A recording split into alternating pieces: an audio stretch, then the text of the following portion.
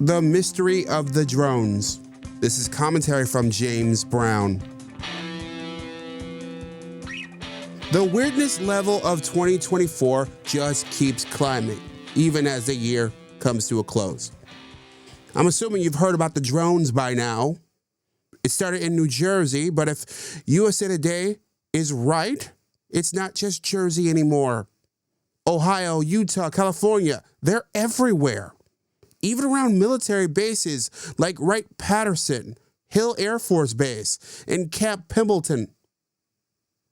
The official line? There's no threat to operations.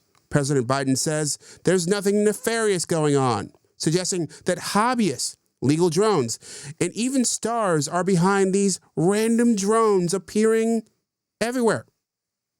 But let's be real. Does that stuff pass the sniff test?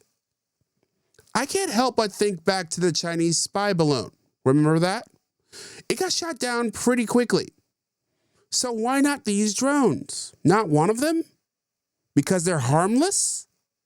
Or because the government knows more than they're telling us?